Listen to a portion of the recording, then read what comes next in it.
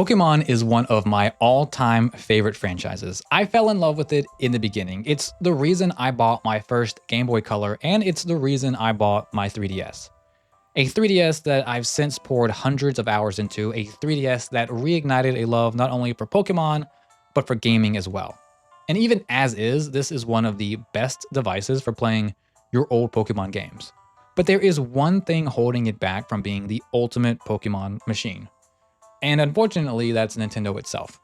Luckily, we've all been blessed with a fan base willing to pour in their own time and effort to unlock the real potential locked behind Nintendo's closed-minded ecosystem. And thanks to them, we can strip away the layer of protection and open up a world full of possibilities. One being the ability to play every mainline Pokemon game up through Generation 7. And the best part is, you only need an SD card to do it. It's amazing. We'll start with the process of modding your 3DS, and it's very simple and very straightforward. I'll leave links down below, but you only need to download this file from 3ds.hacks.guide, making sure you check your system version first to get the correct exploit file. Place it on either an SD card if it's one of the original 3DSs or a micro SD card if it's one of the new 3DSs. There are plenty of guides out there that can showcase the process and walk you through it step by step, but I pretty much followed what was on the 3ds.hacks site, and it was simple enough to get through. And there are tons of resources out there in case you do have any issues, so definitely reach out to those. When you finish modding your 3DS, you'll find a few new pieces of software now available. The Homebrew Launcher for launching some of the apps you can now download. The Universal Updater allows you to download custom homebrew apps like RetroArch, so you can emulate games, as well as other apps that can do things like emulate Street Pass and play games never before released on the 3DS. The FBI app, yes, it's called that, is the file manager system that you can use to install games and files to your 3DS. Checkpoint is the app you can use to backup, restore, and edit your game's save data, so you can take your saves and protect them by making copies and even using them on emulators if you'd like. With Anemone, I don't know how to say that, you can update your 3DS theme, which is just what we're going to do to start transforming this 3DS into the ultimate Pokemon machine. The process is as simple as finding a theme online, like at Theme Plaza, using the camera on the 3DS to scan the QR code, and voila, a new theme downloaded and ready to go, and one that perfectly fits our ultimate Pokemon machine. And now we can turn our attention to the games themselves. I don't know about you, but to me, there's just something special about the era of Pokemon that existed before the Switch. I don't want to sound too dramatic or reactionary, but Pokemon feels like it's still going through some serious growing pains now that it's transitioned from the dedicated handheld consoles of Nintendo over to the Switch and ultimately Switch 2. I know some people really enjoy those games and others don't, whether it's the graphical glitches or just the overall feel of the game. I can't really comment on it too much because I haven't played either of the newer generation of the Switch. What I do know is that beginning with Sword and Shield, and maybe really the Let's Go games, there's a clear delineation in the franchise. It's the first time since the Game Boy Advance games that you weren't able to transfer in every Pokemon. And I get that there are now a lot of Pokemon and they were transitioning to a more 3D-like world and just they couldn't do it. But it still gives you that cutoff where it feels like there's Pokemon from Gen 7 and back, and then there's Pokemon from Gen 8 and on. Not to mention just the nostalgia and love that these older generations now have. It certainly makes it feel like those games better capture the heart and soul of Pokemon. It never helped, at least for me, that the games on the 3DS launched at $40, and then when they moved to the Switch, they became $60. And it just never felt like they justified that beyond anything more than that's what Switch games cost. Unless it's Metroid Prime Remastered. They were essentially the same incremental step forward we'd seen generation after generation after generation. Yes, there were improved models and textures compared to the 3DS, but certainly not compared to other Switch games. Listen, this isn't a video about Game Freak's inability to make the highest quality Switch games. That's a topic for a future video, so if you want to hear me go on a little rant, be sure to subscribe to the channel. For now, we're focusing on modding this 3DS, so in order to turn this into the ultimate Pokemon machine, we're going to tackle this a bit backwards because with your newly modded 3DS, you can actually take your games, whether they're cartridges or already backed up files, and load them onto the system so you can play them without the cartridge inserted. And what I like best about this is that you can install the games as if they were downloaded from the now defunct eShop. So they have an icon right on the home screen that you can launch from. All this information is available from the 3DS wiki hacks. Nothing here is of my own creation. I'm really not smart at doing those sort of things. And while I'm focusing on the Pokemon games here, this works for any game. 3DS, DS, Game Boy Advance, Game Boy Color, original Game Boy, and even NES and SNES games. It's not just the ultimate Pokemon machine, but maybe even the ultimate handheld machine. I don't know. Let me know what you think down in the comments below. What you're essentially doing is dumping the game file from the cartridge onto your device, and from there, it'll play off the system's memory as if it was an eShop game. If you press start while powering on your 3DS, it will launch into God Mode 9. Go down to C Game Cart and select the title of your game .trim.3ds. Then NCSD image option and select install game image. You have to unlock the system NAND, and once you enter the code, it will install the game to your 3DS, and it will show up on the home menu as an install title, just as if you bought it from the eShop. And you can do that with all the 3DS era Pokemon games or any 3DS game. Omega Ruby was the first Pokemon game I played in almost 15 years and is the entire reason I bought the 3DS. It's one of my favorite games, and I think it's one of the purest representations of what Pokemon can be. A great story, great visuals, great pacing, an enormous post-game scene with Rayquaza and Deoxys, and so many legendaries to search and find. Amazing Mega Evolutions and even Primal Reversions that I just loved and would love for them to bring back. One can hope. The breeding is fantastic, and back when it was working, the online trading was just such a treat. I absolutely loved fulfilling requests for specific Pokemon and seeing just what I'd get back in return. As someone who barely ever traded when I played the first two generations decades ago, this really got me to connect with the game in a way I'd never done so before. Because of how I came to it and what it meant to me at that time in my life, I think I have to consider Omega Ruby my favorite game to actually play in the franchise. But truth be told, I haven't played them all, so that could change as I look to remedy that in the future. I've never played X or Y, but now that they're installed on here, I will. I have played Sun, and while I didn't find it as fun or well laid out as Omega Ruby, I did appreciate it for the changes it tried to make, even if those changes weren't exactly what I wanted. While I have the two Ultra versions, I have never played them, or opened them apparently. I will have to do that to get them installed, or find a ROM for them online. Hey, it's not piracy if I own it. Moving on back in time, we come to the DS era of Pokemon, and while you can still load DS games onto the 3DS to play, similar to how the 3DS games are loaded, the process is just a little bit different. Obviously, the 3DS can play DS games natively as well, so they play flawlessly, which is a huge benefit to playing on original hardware versus an emulator. But unlike the Wii U, the 3DS didn't have DS games on the Virtual Console or eShop. They were never intended to be loaded up on here like 3DS games. Not that that'll stop us from doing so.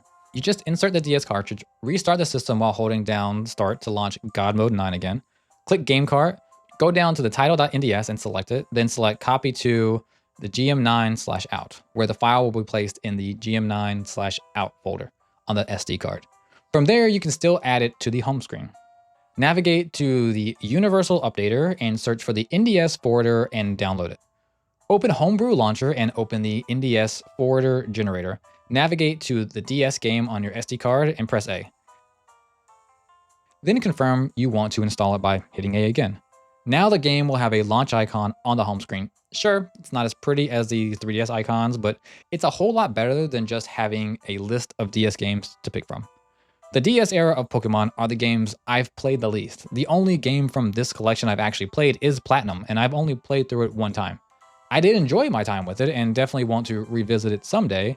It was very disappointing to realize that the remakes for Diamond and Pearl games were so minimal in what they actually did, especially considering that the remakes on the DS are considered by many to be the best remakes out there. And that brings us to my one biggest regret, that I have yet to play the Gen 2 remakes. Gen 2 might be my favorite generation. It really expanded the Pokemon games and gave us all so many great new things to explore and do in the games. We'll talk more about them later on, but knowing how beloved the Gen 2 remakes are has made me want to play them for so long, and I just have not worked up the courage to actually play them. I know it's not really courage that's needed and more like the will to do it, or maybe it's fear that I won't enjoy them as much as I think I should.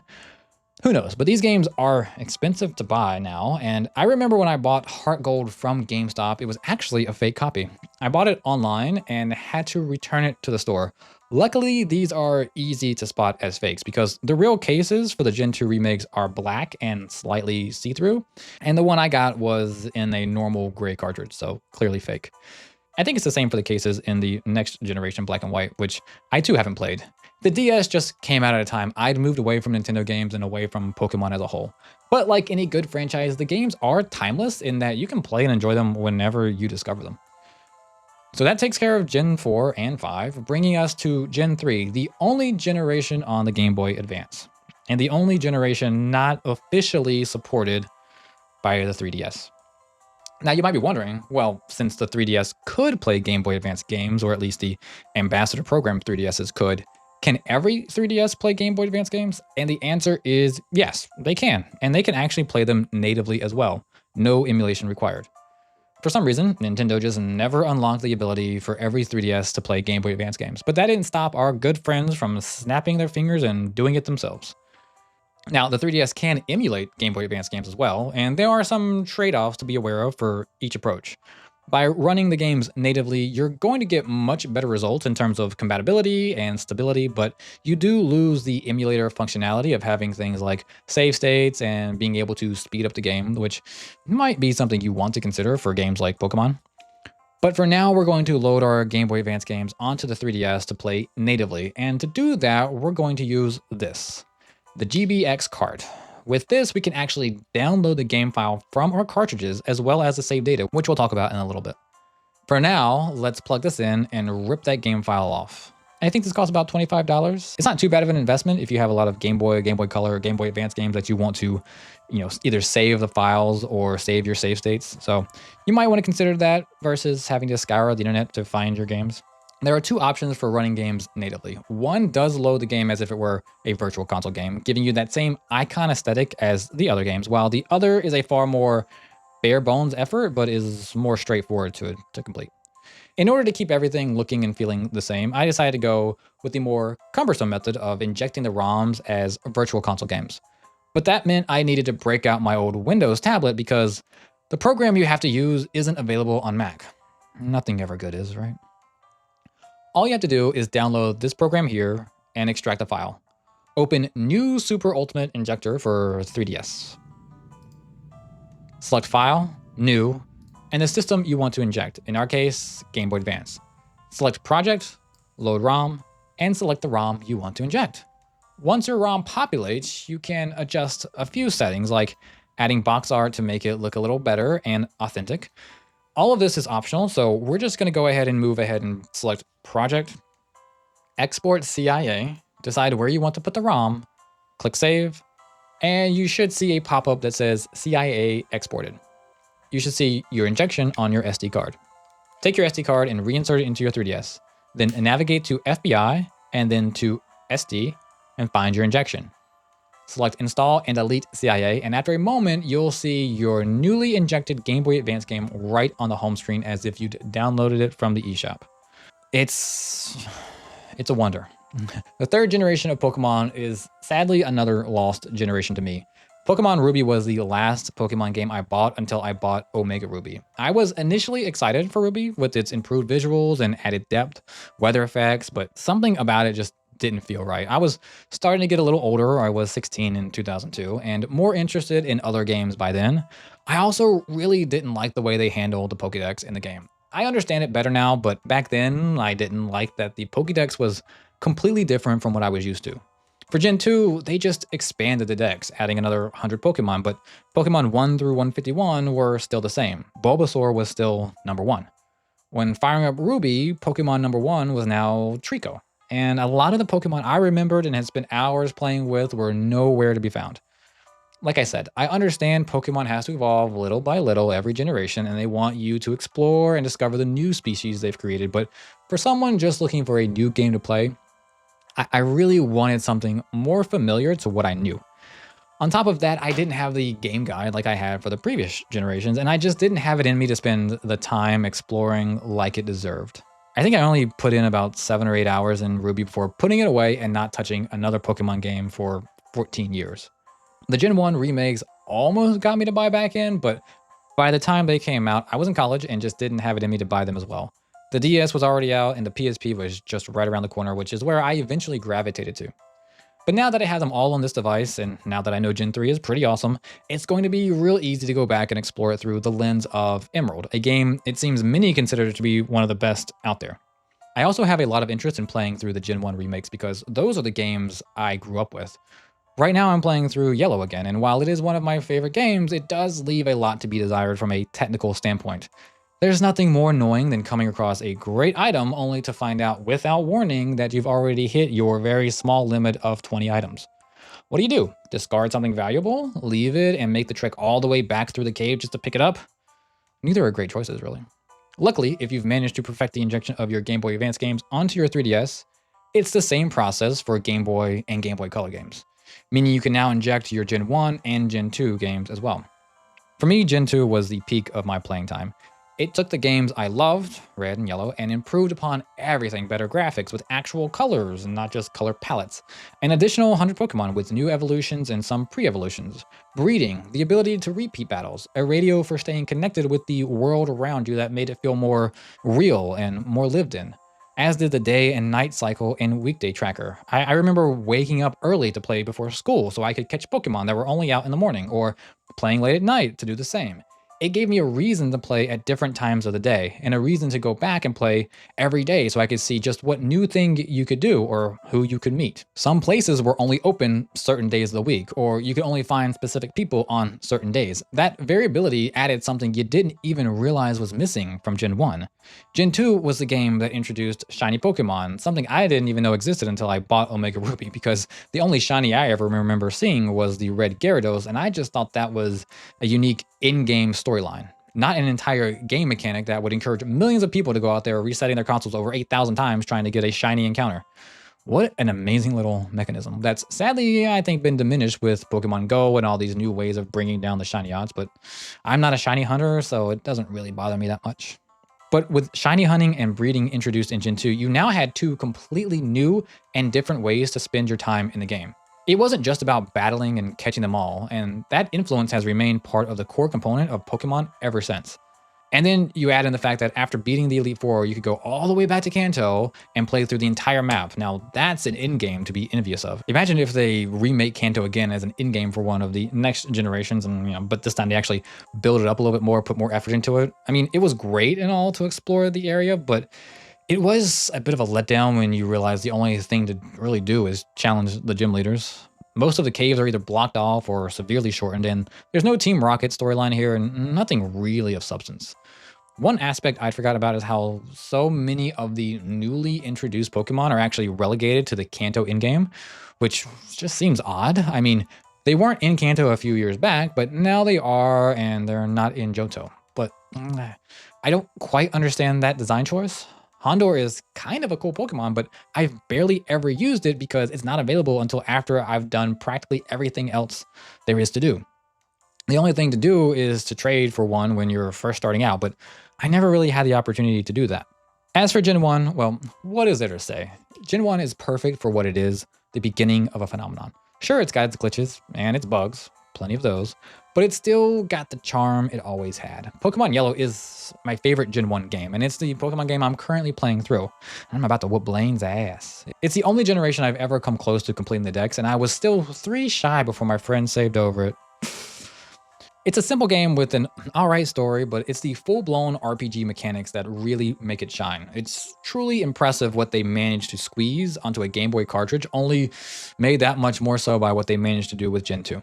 It's the game that started it all, and if you've never played it, well, it'll be hard to go back and play it now. It lacks many of the quality of life improvements found in later generations.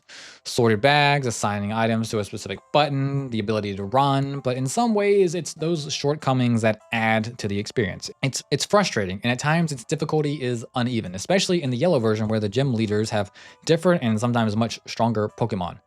But much like Super Mario, The Lost Levels, Metroid, and Zelda from the NES, it's worth the playthrough, if only to appreciate what we came from. But now that we're here and we have every mainline Pokemon game on one device, what can we do with it? Well, maybe you want to back up the save data on the games you've already played, or maybe you want to transfer the save data from the 3DS back to your cartridge. With your modded 3DS, you can do both. The one great thing about the old Pokemon generations is that the save data was actually saved on the cartridge. Ever since they moved to the Switch, that's changed, but for these older games, it's always a unique experience popping in a used Pokemon game and seeing the save file already there. It's in a way sad. Someone's entire progress sitting right there, an entire story, hours of gameplay, sometimes rare Pokemon, legendaries. But in the end, they're all destined for deletion because it's not my story, it's someone else's. But now we can extract that save data, place it somewhere safe, or use it in an emulator on your computer. Re-inject it back to the original cartridge or back onto your 3DS. The application we can use is Checkpoint. So open Checkpoint, select the game you want to make a save file backup of, and press the L button.